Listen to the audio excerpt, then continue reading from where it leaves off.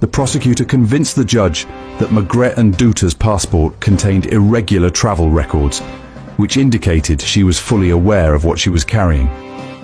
Her passport had departure records, but consistently lacked return records from each destination.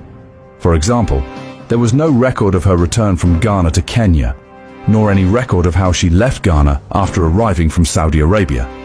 These inconsistencies raised serious doubts about her credibility. The court ultimately found her guilty. Presiding judge of the People's Court, Ms. Din Ngoc Thu Huong, was convinced beyond a reasonable doubt that Margrethe Nduta, a 37-year-old Kenyan national, had willingly smuggled 2 kg of cocaine through the territory of Vietnam. This act was a direct violation of the laws of the state and the government of Vietnam. As a result, the court found her guilty and sentenced her to death. Ladies and gentlemen, you all have heard the whole story. But my question is, Margrethe Nduta was arrested in July 2023, and the family came to break silence in 2025, when now she was sentenced to death. Why did the family keep this a secret? Was this her routine? Kutoka huko Vietnam kuna breaking news. Breaking news iko huko Vietnam ambapo Margrethe Nduta ambaye ni Mkenya ambaye alishikwa huko Vietnam akiwa na kilo 2 za cocaine huko, alikuwa amehukumiwa kunyongwa. Margrethe Nduta, wakati historia yake ilitolewa kwa media na watu wakajua huko TikTok, Wakenya walisimama na yeye wakamtetea, wakasema serikali ni vizuri iingilie kati, isimamishe hiyo hukumu, ama isimamishe hiyo kitu alikuwa amehukumiwa kuwa agedugwa na madawa ya kumfanya akufe. Kwa hivyo serikali, wakati Wakenya walilalamika sana, serikali iliingilia kati.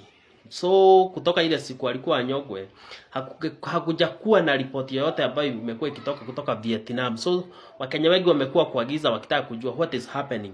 Sasa kuna good news.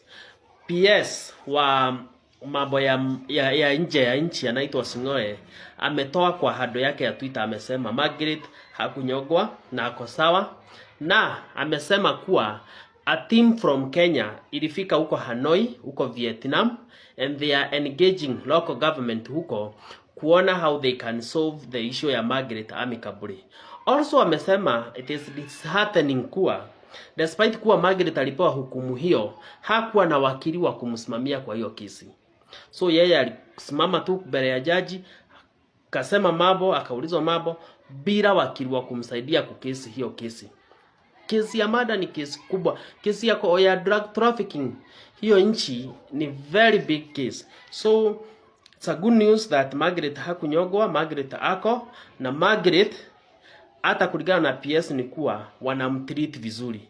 So ako tu huko anagojea sasa serikali sijui itafanya exchange ama wataongea arudishwe Kenya ama wataappeal. Although kulingana na Sing'oe ni kuwa there is an appeal, there is possibility ya appeal, serikali msaidia kuappeal to your case afresh. Margrethe Nduta, you are a liar. You lied to Vietnam court that you never traveled before. You lied to Vietnam court that John Njoroge, the guy who processed your documents within 1 week, the way you said, is the one who produced your passport. After the confirmation from the court ruling, they said that Margrethe passport yako after kuangalia